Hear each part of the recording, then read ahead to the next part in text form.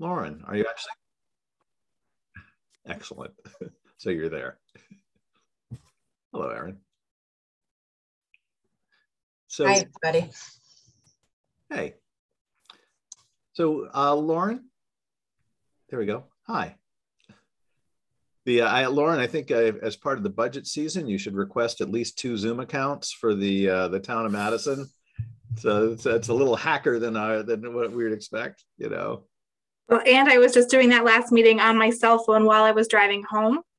So I'm like on the cell phone with one meeting, trying to get on my laptop as I'm walking in the door with this meeting. It just wasn't working. Excellent. Well, now you can relax in the Zen nature of charter review. If you can remind me for our minutes, do we have minutes to approve? There were minutes of February 10th. Do we have any comments on those? March 10th. I forgot what month we were in. Yeah, I'll make a motion to approve. Second.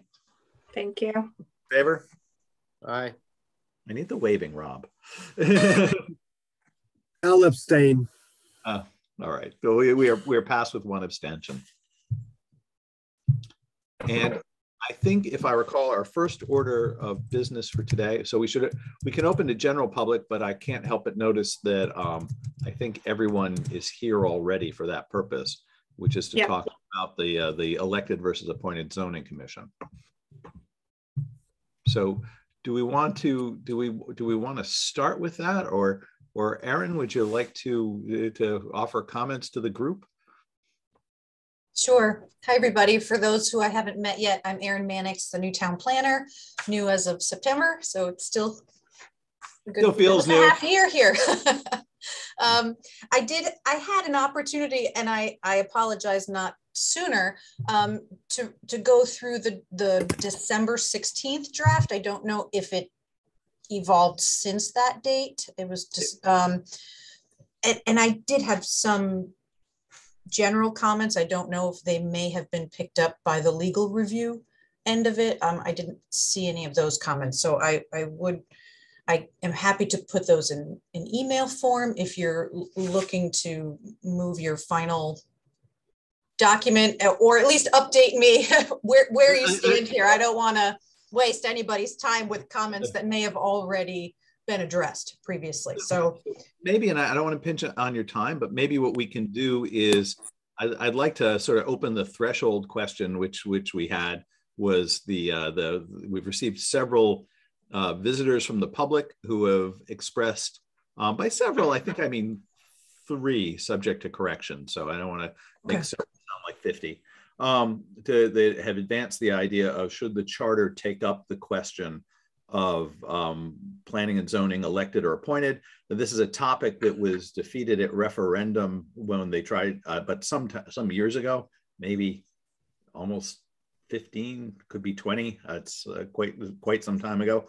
But we had asked for some of the current members of the board to weigh in and to sort of talk with us about it. So I'm glad to see 3 familiar faces join us. Hello, Carol, Peter, and Ron. Ron,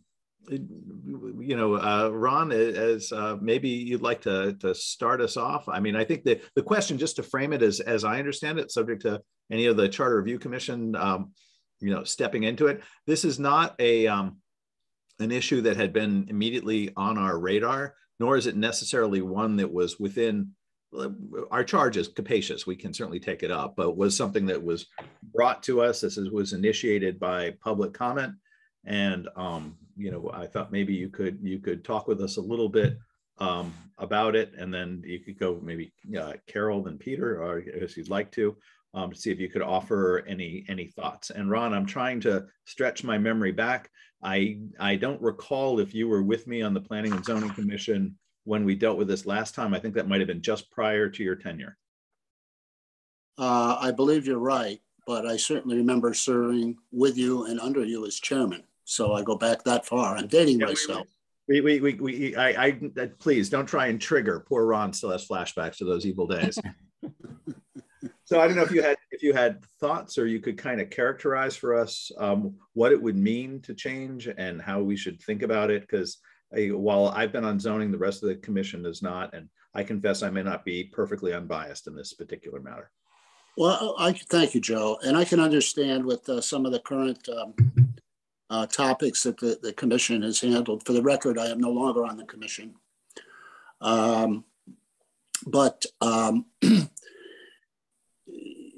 You know, I think, you know, it sounded at first blush, it sounds like, gee, that might be a good idea. I couldn't disagree more. First off, just from the political aspect of it, P&Z should not be political. And in my tenure, and certainly going back to Joe's, has never been political in any manner, way, shape, or form. In fact, just as an anecdote to show how apolitical it is, you know, the commission itself elects its officers each year.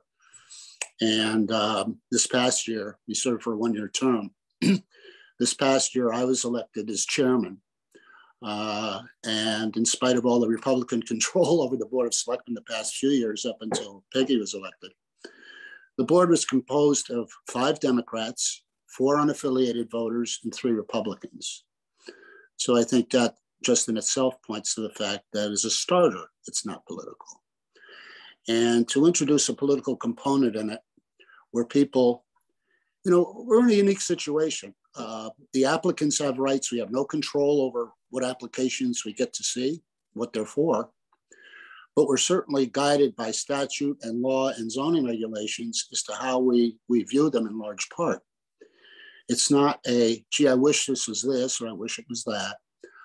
We're guided in much like a judge is guided in passing sentence. And we certainly don't elect our judges for that kind of reason. But to think in October about an application that may be coming before the Planning and Zoning Commission, and you know, letting that interfere with our objectivity October before an election, in itself is potentially problematic.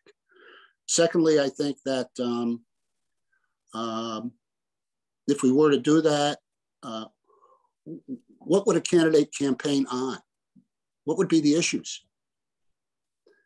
And great care would have to be taken by any candidate that in taking a position on an overall matter. You know, as I said, applicants and opposition, they have rights. And if somebody shows a predisposition for a position, you know, that could be very problematic in an appeal of a decision, that they're predisposed to that position. And that wouldn't look very well in court on an appeal. So it's just, to me, bad from a number of perspectives. And if I can, for just a minute, I've also have another perspective that I've served for quite a while on our town committee on the recommendations side of things, where as a group, we make recommendations to the town committee for appointments and for people running for the elected boards. And I can say, I don't know how the others who are on the commission may feel, but I know in terms of trying to identify people to serve on any commission, let alone one with some heavy lifting like P&Z, it's hard enough without having to tell them now they're going to have to campaign, run for election, you know, I mean, stand out in front of Stop and Shop, who knows?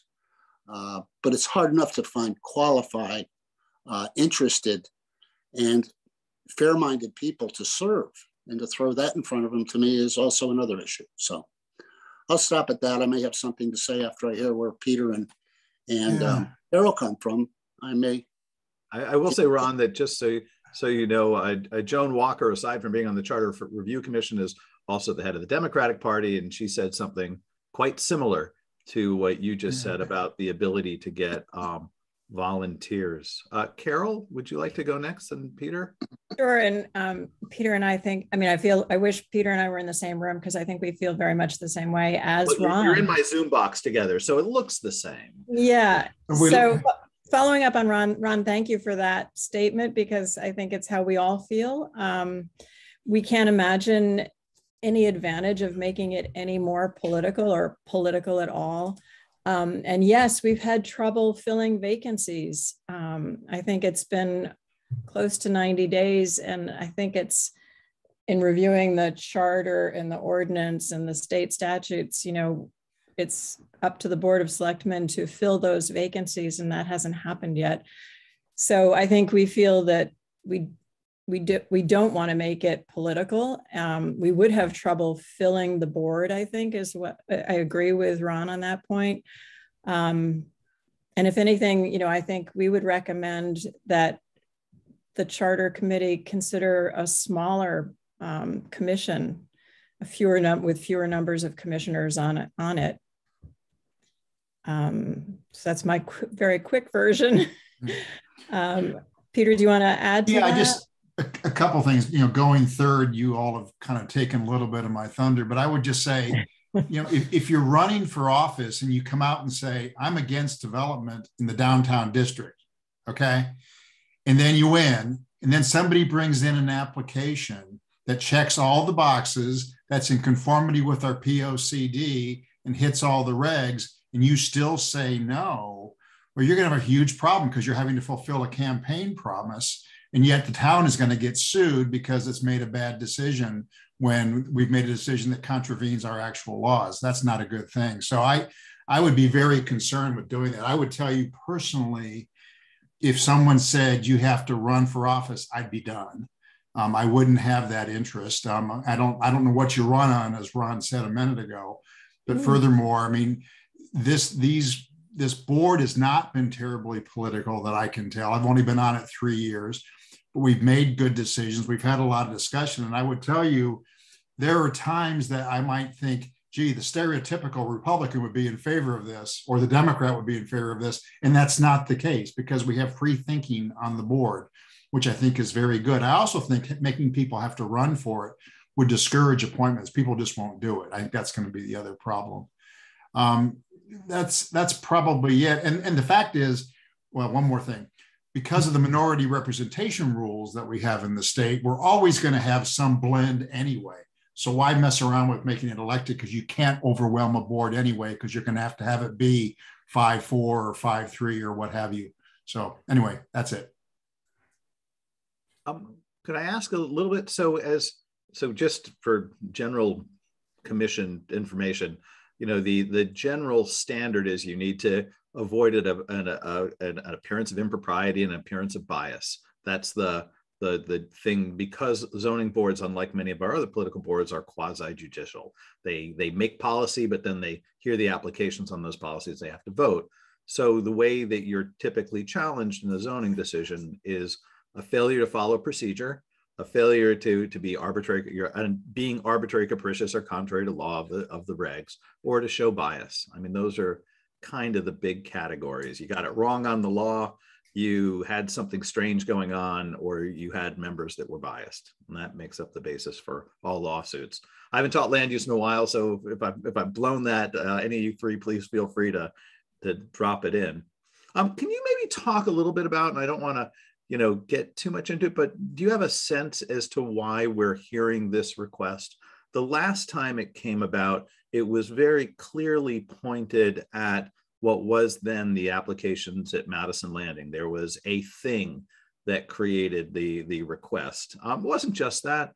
There had been some foment over some of the buildings downtown that, if I pointed them out at the moment, you'd think, well, those look right, but it was change, and change tended to create spice. So can you give us a sense, is there a theme or a target or a group? And I guess my second question is, can you talk a little bit about citizen involvement at the hearings lately? I'm sure that all of us watch them every week, or maybe some of us haven't watched them in years. So if you could clue those of us that have been paying attention in a little bit, so I can get a sense as to what the public conversation is like. And I don't know if these are at all fair questions to ask you guys, but maybe you can kind of help us out as to what's going on. Ron, do you want to answer? I've been chair of the commission for only 3 months. And how's that going, Carol? Good? It's great. But Ron, Ron was a great mentor, and I would, I think he has much more to say on this than I do. Well, I think certainly, but Carol and Peter, jump in, during what I'm saying, if you have something to correct or add or input. Certainly the three that come to my mind. We just had a very, very difficult application under the Affordable Housing Statute on Scotland Avenue, where the statute effectively, it was a tough application for what they were trying to do there. The Planning and Zoning Commission pretty much had its hands tied under Statute 830G, but it was very unpopular, particularly in the neighborhood. The other two that were controversial recently were the general's residence and the ledges. And there was public participation, very localized, I think, as you'd understand. As it was in the day, Joe, when you were on the commission, the people of closest feel the mostest. And so there was opposition to that. And I think a lot of people think this somehow, and in some ways I wish they were, they're not referendums. You don't count up the people who speak in support of a project and the ones who are opposed to a project and declare a winner, getting back to the legalities and the issues Joe just mentioned. So I think that kind of raised the awareness of it, but elected or appointed would have no bearing in the least on that, in my mind, because of the points you raised, Joe. Go ahead, Peter. Carol. I would, since I sat on all three of those too, I would say those three were sort of the linchpin of any discord in the public.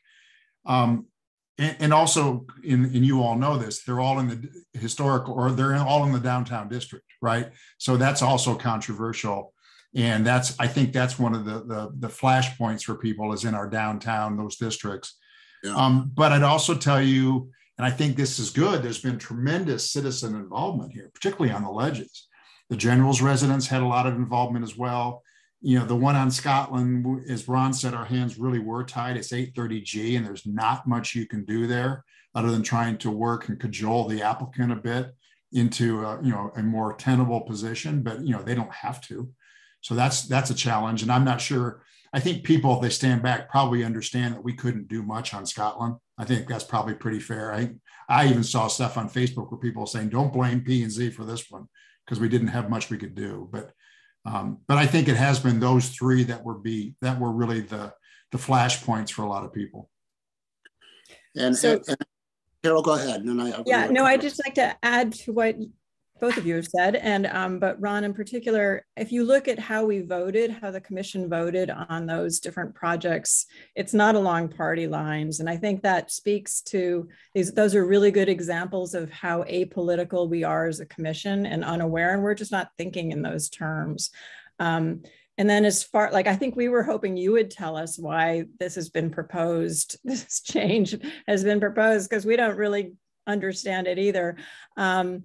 But and that said, I think if you look at the public reactions as a relatively new member of the commission, I find it interesting how frequently we don't really have any say in the matter. The regulations are the regulations, the state statutes are the state statutes. We rely on our town planners, both Dave Anderson and now Aaron, to guide us along some of those legal issues, I would say, or legal counsel. But does that make sense to you too, Ron? That absolutely.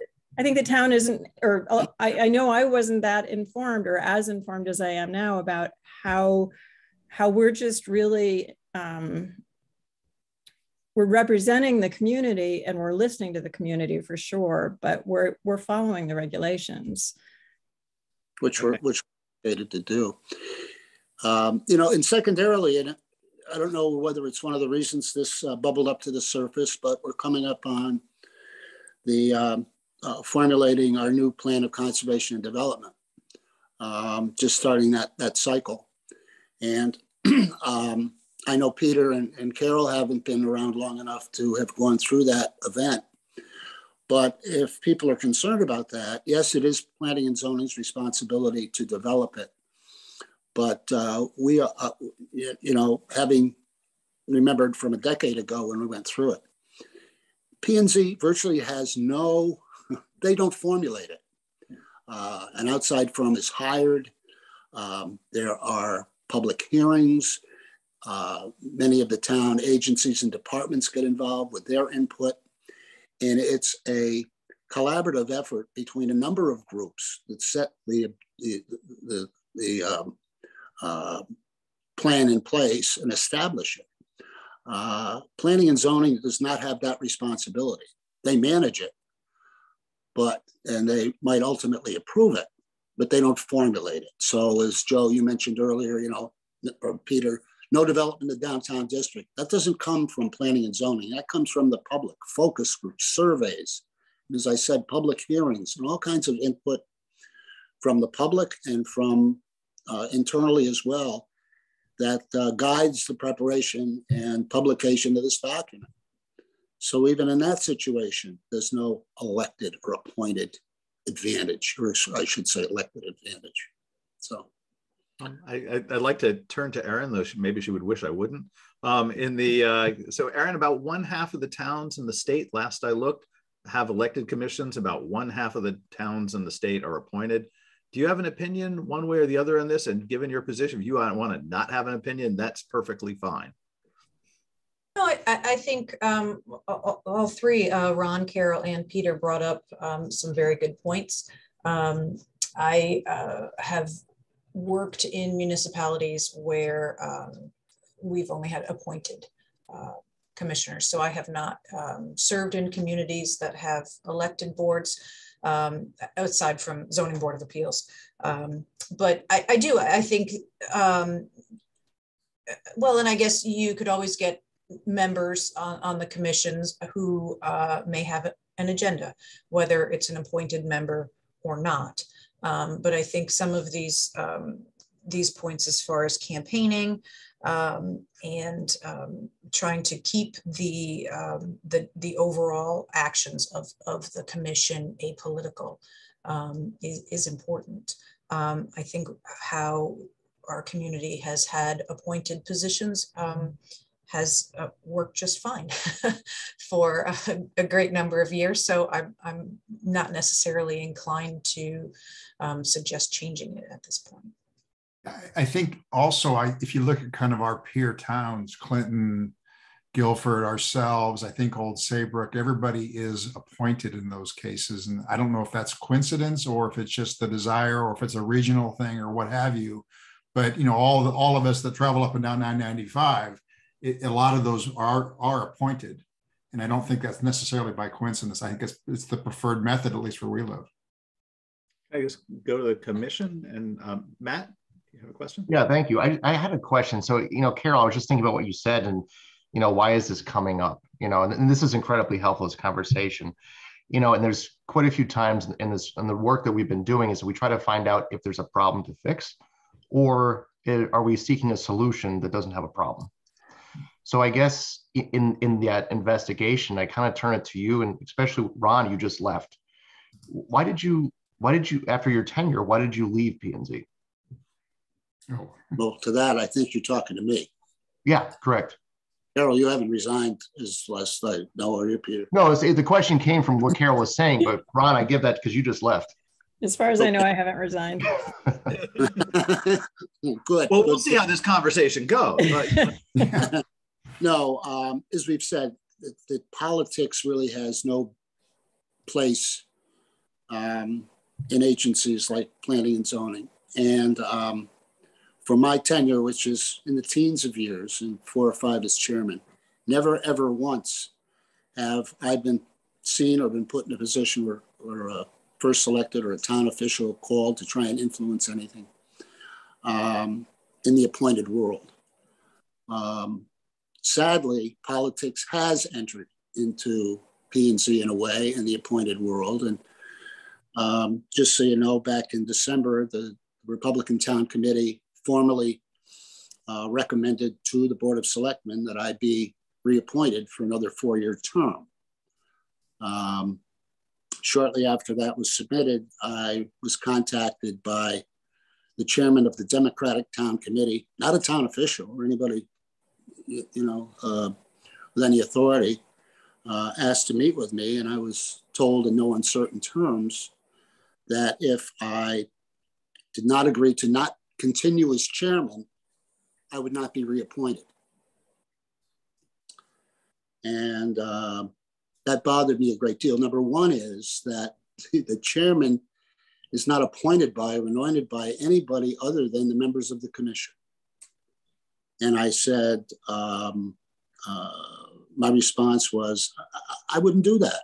I think that that's a decision that the commission itself can make. If they want me to serve for another year, that's fine. If they don't, that's fine too. But it's our decision as a commission, with no influence from you, Joan, or anybody else. And why are you approaching me about this? And long story short, on December 21st, the Board of Selectmen meeting,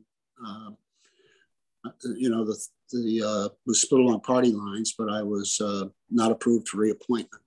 So there is an opportunity for political involvement, and I'm sorry that it happened at all.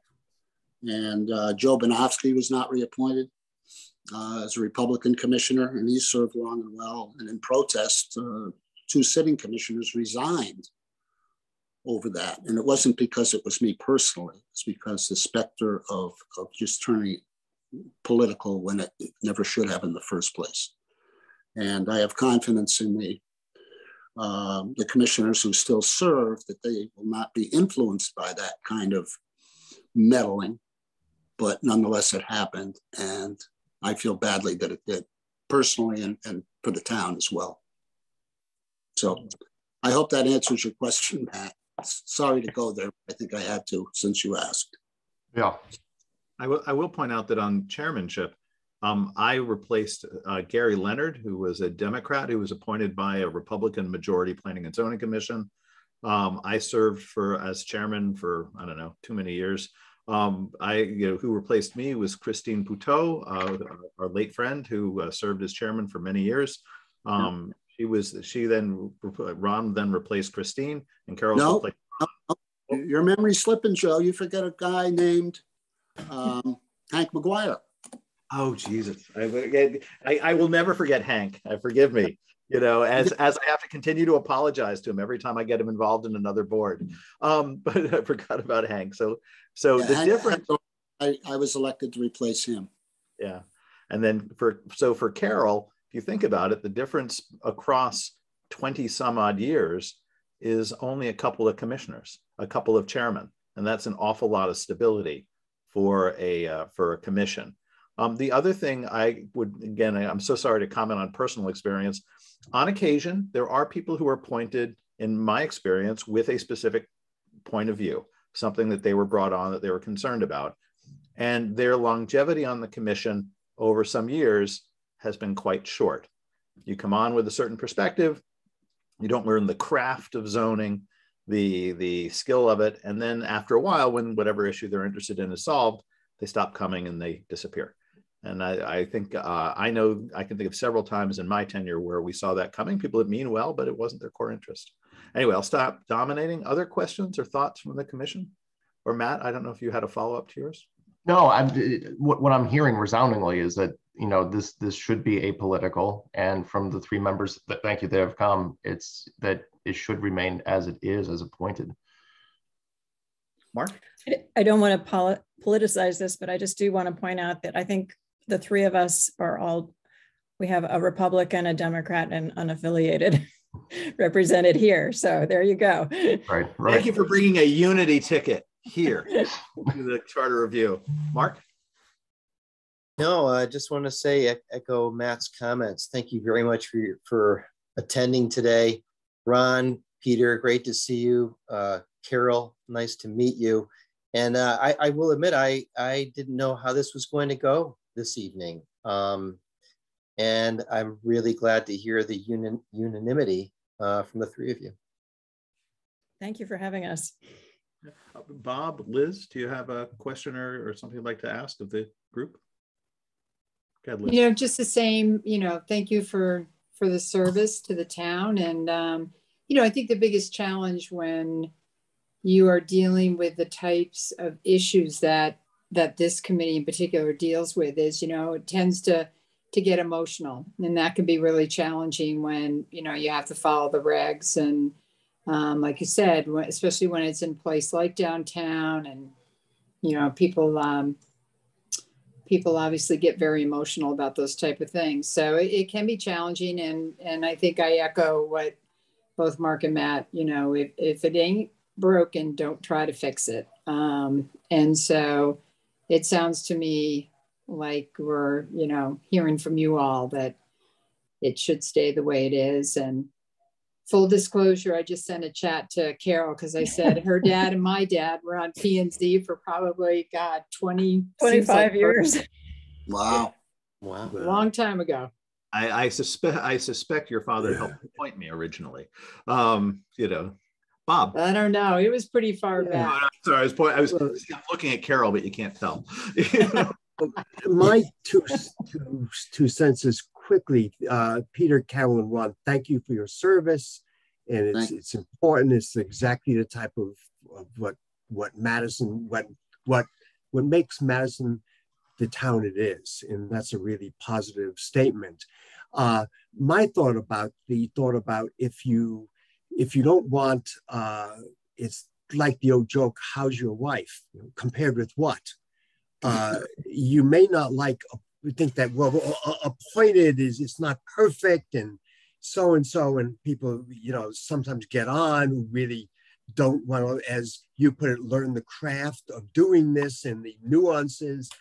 But the thought somehow that the voters will be motivated to learn about the character and everything of these candidates and have a sense of how much they know zoning law, or come on, that's just not realistic. We have the voters in this town have a lot of things to do, and it's so the thought somehow that you have appointed or some idealistic, frankly unrealistic view of voter behavior in these cases, I think we're much better off staying with what we have.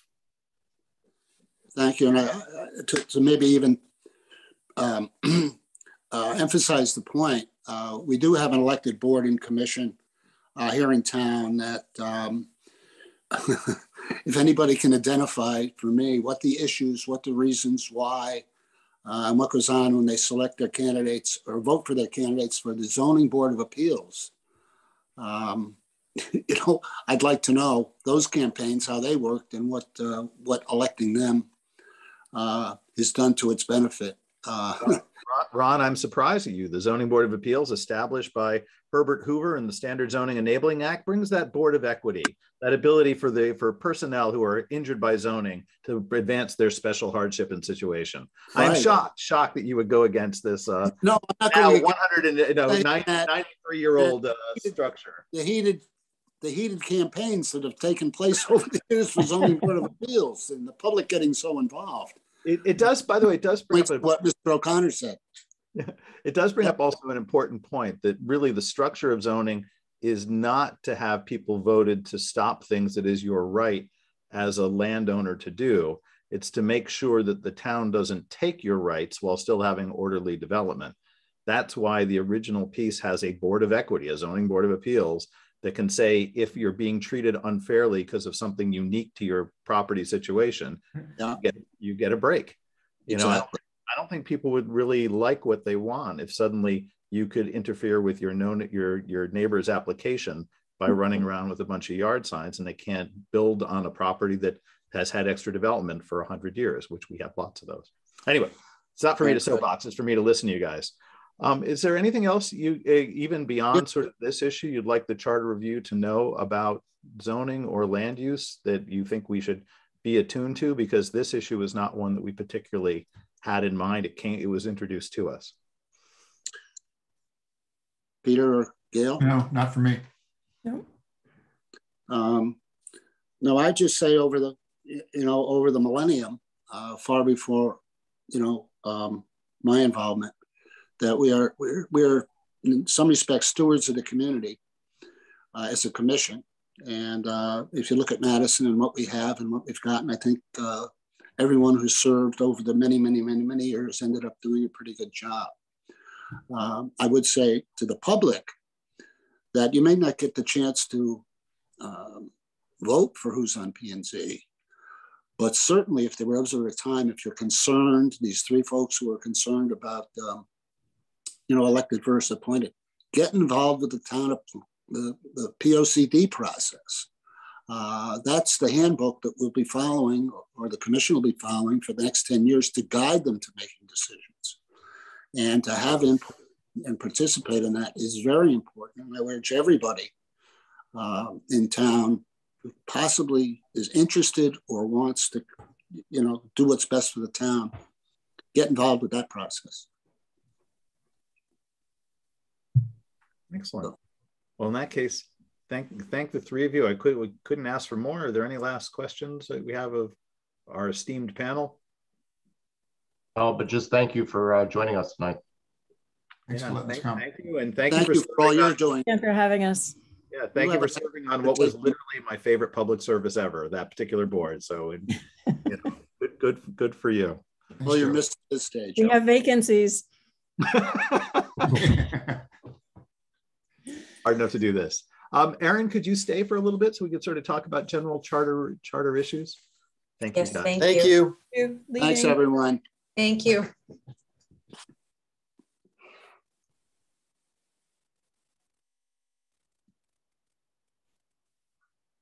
You're still here, Ron. There we go. It just shut down. Yeah. Well, that was I think extremely helpful. Yeah. So, Erin, you may be looking at an older version of our charter. We had, prior to your joining, I think, spoken with Dave a bit about charter, about land use issues. But we'd welcome either, and tell me what's the best use of your time. I'd welcome if you had any kind of high priority items that we could sort of check in real time. And sure. For others, if you wanted to interface with Lauren on your changes, we could maybe make sure to get them. But I think the board has a lot of interest in getting this right. And again, my own biases, town planners seem to know an awful lot more about everything than most people. So we welcome your it's not too much, Joe. But one of my first concerns was under, and it was on page 14 and 19. Those were the responsibilities of the Board of Selectmen and the first selectman. And one of those responsibilities is that they are responsible for the plan of conservation and development, which according to the statutes is a responsibility of the Planning and Zoning Commission. It's under the planning statutes and not the... It's been removed. Okay. I just remember, Jim, do you have the section, Erin? No, so hold on. Let me look. I will have it right here. Because my number's not going to be the same as yours because this is all a little different. Like the page numbers, I mean. Yep, hold on. It was under Board of Selectmen and their duties. Let me look real quick. It's section 4.13.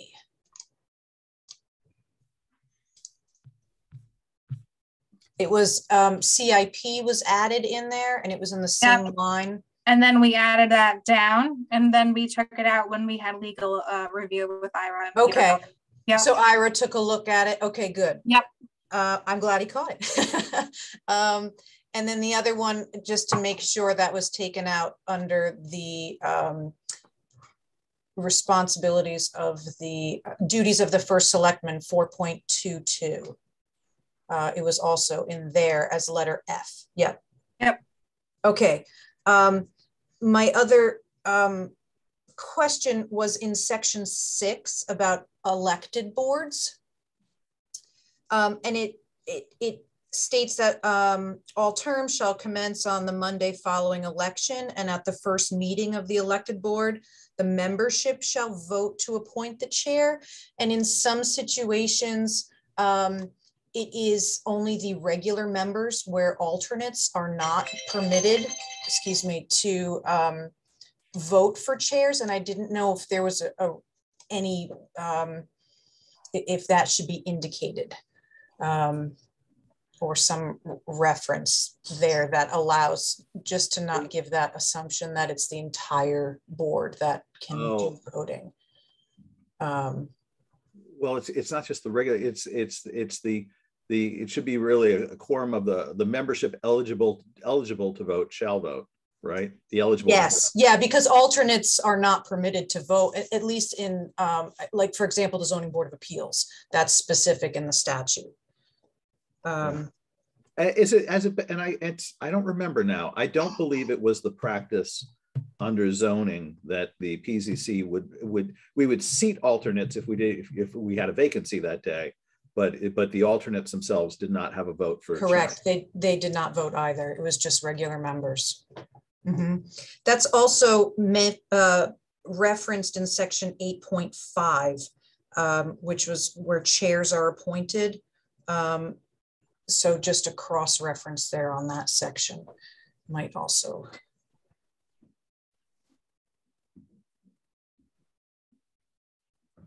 And by the way, it just occurred to me. What is the name of the chairman of planning and zoning? The name? Yeah. Carol Snow. Carol Snow. All right. I for a second I thought Ron referred to her as Gail. And then no, Carol, you're right. Yeah, oh, good. No, you didn't mess that. We wouldn't let you go the whole meeting like that. No, Joe. I think that the Gail name did come up because I caught it as well too. Oh, okay, good. I really? didn't realize. Oh my God, was I wrong? Okay, good. Yeah. All right. No, you're right. There we go. Okay. My other questions were in section 7.11. And those were appointed officials.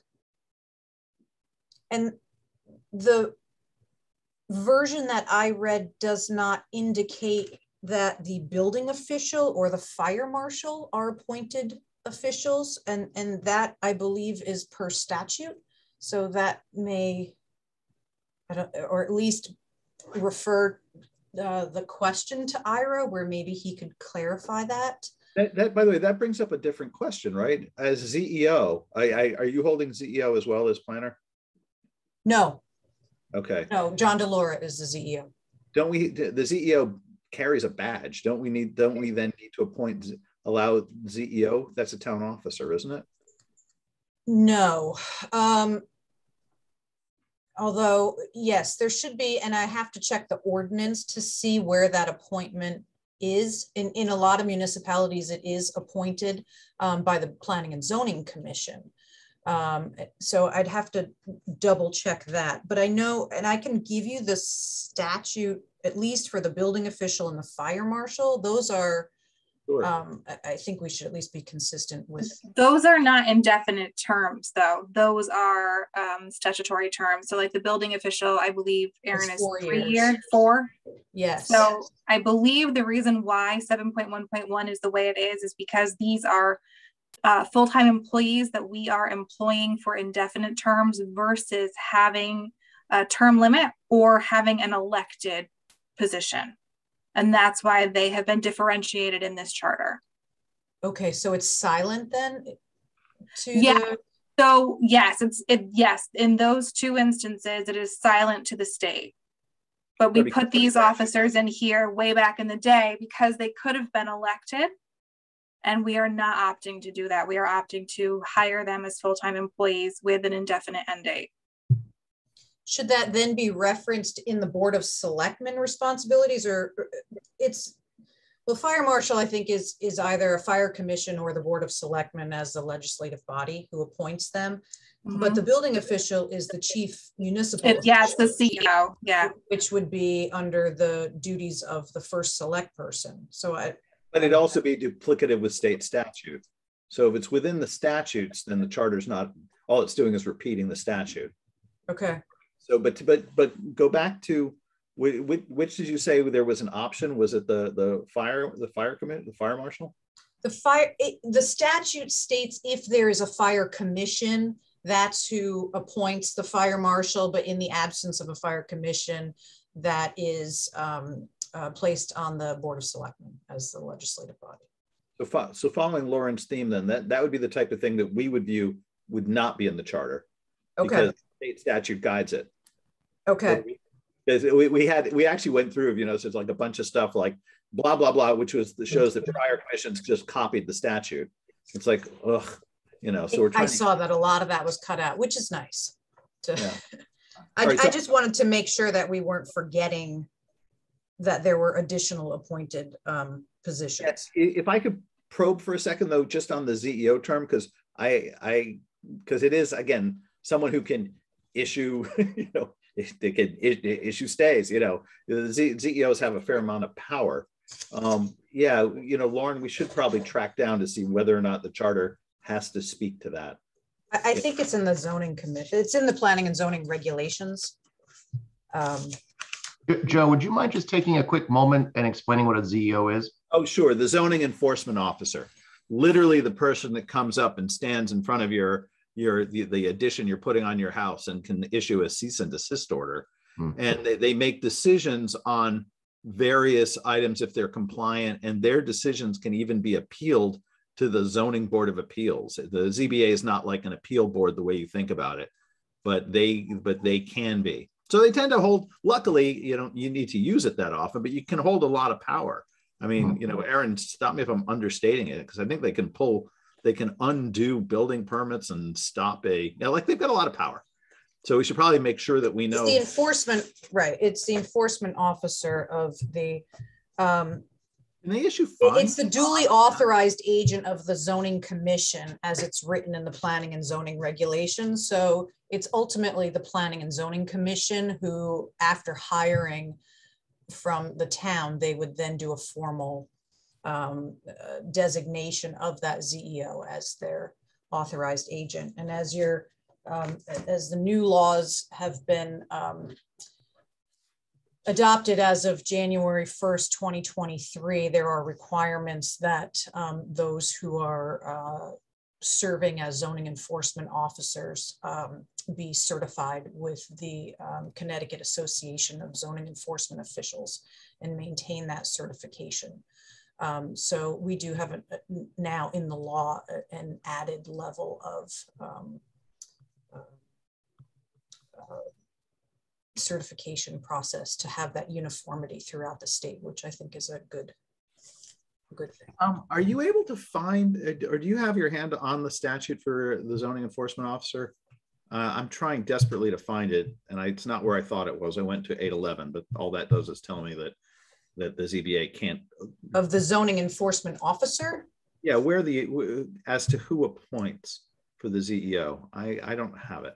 Maybe if you don't have it, we can always deal with it. I think that's based on each individual municipality. So it depends how it is written. Our charter is silent to that. It's in the zoning regulations. I don't know if it's in the ordinance. I'd have to look that up. So Lauren, maybe we can just view that as a thing to look at, because it kind of feels to me that we shouldn't allow that feels like, in terms of the officers, that seems like a charterish thing. The Board of Selectmen does they authorize the hiring of the individual. So they're the ones who are approving the hiring of the zoning enforcement officer. There's an additional step. This is coming back to me, though. I remember it was sort of an odd conflict that at any one time the Planning and Zoning Commission could appoint one of their own members to be ZEO in the case of an absence. Like there was some issue with it. Anyway, they could appoint another staff member as a deputy zoning enforcement officer. Again, and that's, for example, I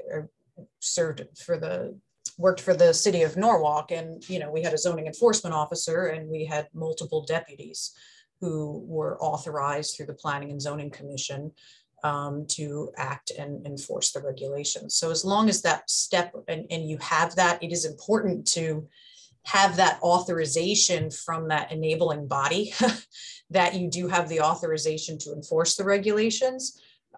because there have been cases thrown out where, you know, someone's doing zoning enforcement without the appropriate appointment to that and position. it also solves part of the conflict where it's always conceivable you can get a senior town officer that doesn't want to enforce the zoning regs.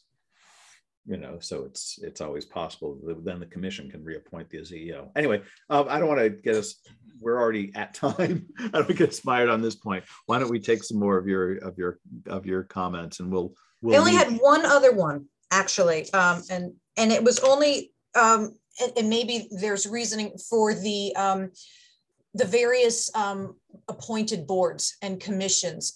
Some of those were kept in as listed items and others were not. And the only one that I thought that you may want to hold on to is the Flood and Erosion Control Board, because of the value that having that established board does enable the town to receive monies from the state from their Flood and Erosion Control Board program.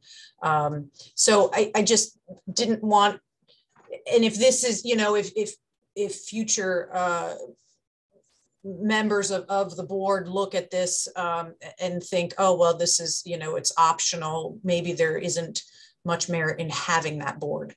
That's one in particular that I would recommend that the town not eliminate. Not that these are getting eliminated completely, but just to show that there is value in having that board here. Again, to provide us with some state financial assistance if we have issues, you know, dam failures, things like that. And I suppose one thing in support of that is the legislature just changed the Flood and Erosion Control Board's powers to expand them to make them a resilience board as well. Does anyone have any strong feelings about leaving it in or putting it back in? I think our general principles, we were trying to get rid of boards that didn't need to be charterized. And I think you made a pretty good point about maybe charterizing this one. I just didn't know if people knew the value that actually can help municipalities get funding. And that's always a good thing. So that was my only 2 cents. And I'm happy I can kind of send that. They have a brief info sheet. I'm happy to pass that along if you wanted to, you know, think about that further down the road. I think we will just take your good counsel and move on from that point. Though Lauren, we should remember to change the board name. The Flood and Erosion Control Boards now have a different name as of the last legislative session. It's like Flood Erosion and Resilience Board, which. Well, right, and we have a Coastal Resiliency Commission, which, you know, the board could at some point appoint as cross membership. And in the absence of members, I think there is language in the statute that the Board of Selectmen can actually act as that board. Yeah, so I would encourage you, Aaron, to maybe suggest to the Board of Selectmen that they should update the authorities of their Flood and Erosion Control Board consistent with the new statute. Maybe get some members. Yeah, exactly. Well, probably get more members if they think they have resiliency power, because the new board has superpowers. So I think they have to enable it, but let's update the name in the area on that. Excellent. Anything else you'd like to point us to? Otherwise, we'll give you an updated draft and welcome any of your later comments. No, thank you for allowing me the time. I didn't let you know ahead of time, so thanks for humoring me. I figured you showed up to the zoning chat. Any other questions of the town planner? No. If you have any other good thoughts for us, let us know. You know, we're eager to. Likewise. Thanks, welcome. Delighted that you're here. Thank you. I appreciate it. And thanks for all your efforts. Thank you. Have a great night. Can I get just kind of to button it up? Unfortunately, I know Liz has left for a little bit. Can I get a sense of the commission? I mean, I think our conversation led us this way. Are we a commission of the four at the moment? We're a quorum, right? Yes. Yes. Good. Okay, we're a quorum. That we will not be considering the planning and zoning elected at the moment. Is that our sense? Right for me. Right for me. Yep. Yes. Yeah, that was Lauren. Well done, bringing us a complete political spectrum group. Thank you. Thank you. That actually means a lot. I appreciate it. I think that solidifies for you guys what you should do, definitely. Yeah, I felt, yeah. I didn't require much convincing, but I think it certainly helped a lot. All right. Where do we want to go next? I mean, we're a little bit at time, and I confess that I'm a little bit squeezed tonight. I'll be working for quite some time. I have to give I'm attending a conference in the morning. But are there a couple of things we could do to make progress on the core document, Lauren? So I want to just go back up to that preamble where we talk about the definitions of voter and elector. So Nancy Martucci, the town clerk, and I had a follow-up conference call with the new town attorney. So now we've talked about it with the registrars, town clerk, the town attorneys who are consulting on the charter, and now also the new town attorney at a different firm. And we got the same answer.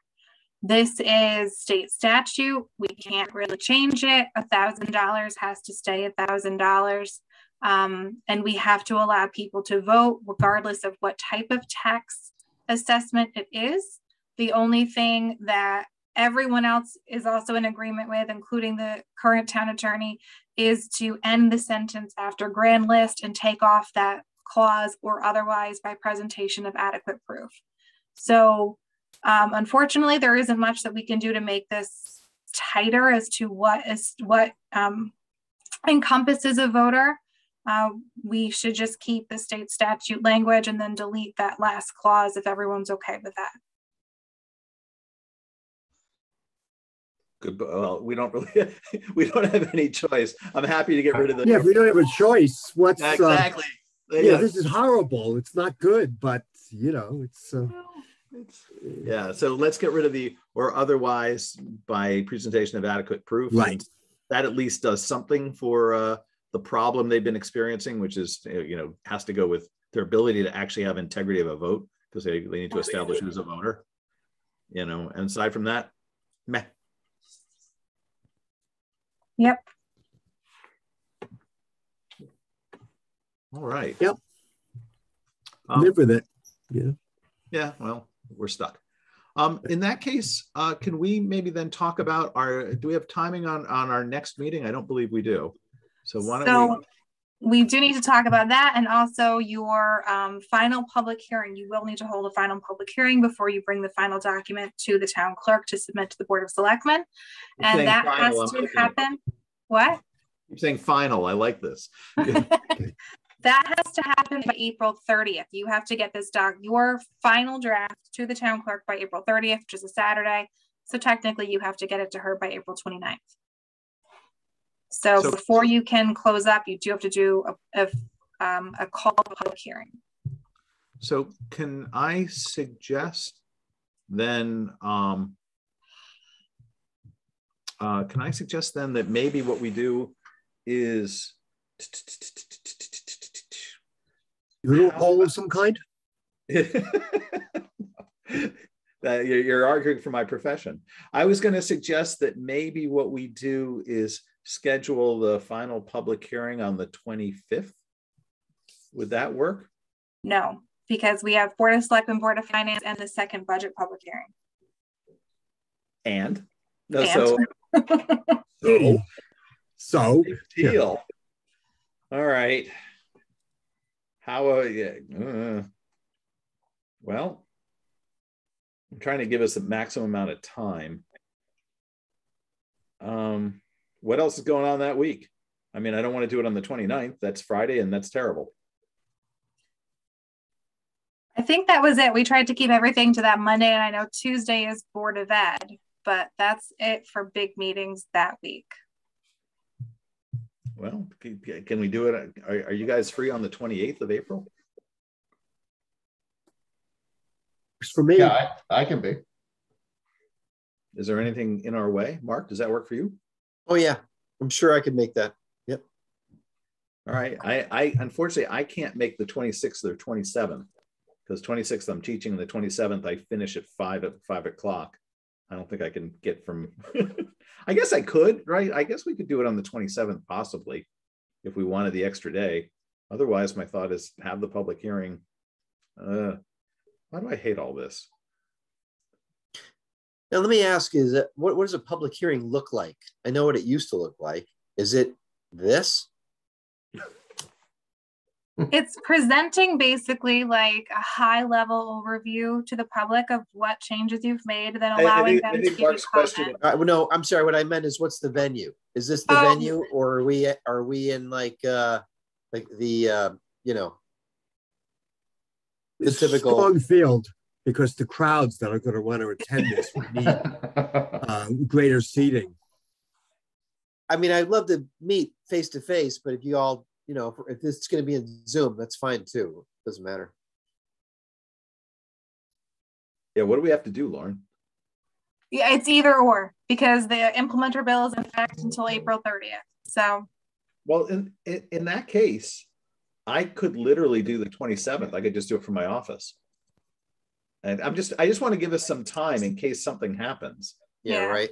I know. I'm not available on the 28th, so I would have to get you guys a host on the 28th. Oh, no, we're not doing anything without you. No, we need. We're going to take incoming flack from the public. You're going to be right there with us. No, seriously. I mean, Lauren knows where section 426 is, for God's sake. Don't tell me there isn't. Absolutely. I mean, really, it's so. Anyway, right. How about the 27th then? It's fine. 27th works. Yeah, good. What time should we start? 6 or 7 is the standard. So it's really what you guys. Why don't we do it at 7? Maybe we have a chance of getting more people. And actually, that would give me enough time to get home. Okay. Fine. That's good. So then I think the other question is just like what you want your meeting schedule to be from now until then. Yeah, there's some work. Yeah, well, truth be told, I mean, I know Liz gave a pretty thorough reread of some sections. So, you know, I'd love to go through that and give ourselves a chance to rethink some pieces. I'd like to take one more look at the funding of selectmen section. Okay. And this is, again, just my biases. Something about that keeps bothering me, and I don't know what it is. I think I'm just anticipating, you know, people reading it and thinking it's something it's not. I just want to take a look with everybody. But why don't we, does this time work for people? The Thursday evenings in general? Yes. I think that's where we started eons ago. I have a standing meeting now at 5 to 6 for the ARP funding committee every Thursday. So we could start at like 6:15. That way we won't run into the same issue of what happened tonight, where I'm trying to get one team kicked off and the next one on. I think also you might want to be discussing with the first select woman about getting 2 Zoom accounts. What kind of cheap town is this? We can't afford a second Zoom login. Jeez, you know, I think we're going to charterize that, as a matter of fact. Yeah. So I think 5 to 6. Yeah, 6:15. I think could actually work out. Just why don't we? Is it okay with you guys? Why don't we just go to 6:30? That way, Lauren, you're not driving with your knee or doing whatever scary stuff you were talking to me about. Right. And so 6:30 on the 7th. Yeah, that 6:30 on the, was it the 7th or the 31st? 31st, I think, for next week. 31st. Yeah.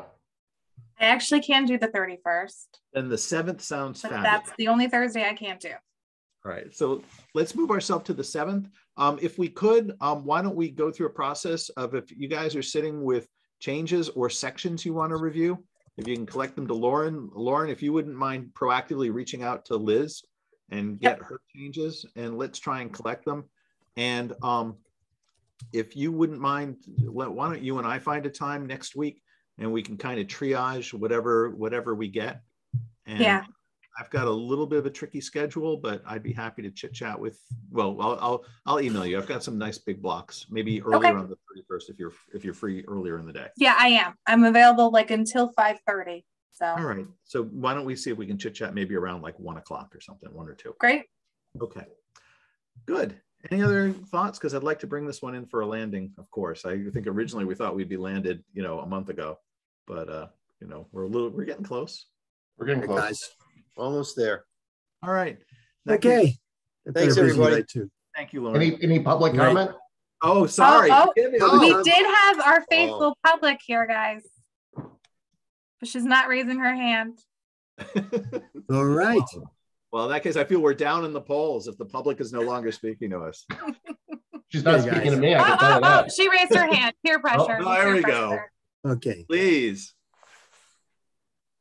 Hi, guys. I just wanted to say thank you for not selecting the Board of Ed night, because then I would have missed out. I wouldn't have been able to attend. Good. All right. Instead, Jen, I thought you were going to be asking for where can I get those Charter Review Commission t-shirts that we've been trying to peddle? Right. You know what? I've been making some in the basement. So I'm going to make sure that people around town have them. I think, they need to know. Yeah, I think this will be, you can be our unofficial outreach committee. We'll go that way. Oh, I'm going to share this all over Facebook about this, about your meeting for the public. I'm going to make sure they know they need to come. They absolutely do. This will be fantastic. Right. Thank you. You're welcome. Thanks, guys. Thanks, Jen. Thank you. All right, everybody. All right. See y'all next time. Have a good night. Bye, guys. Night, Thanks, everyone. Lauren. Thanks, Lauren.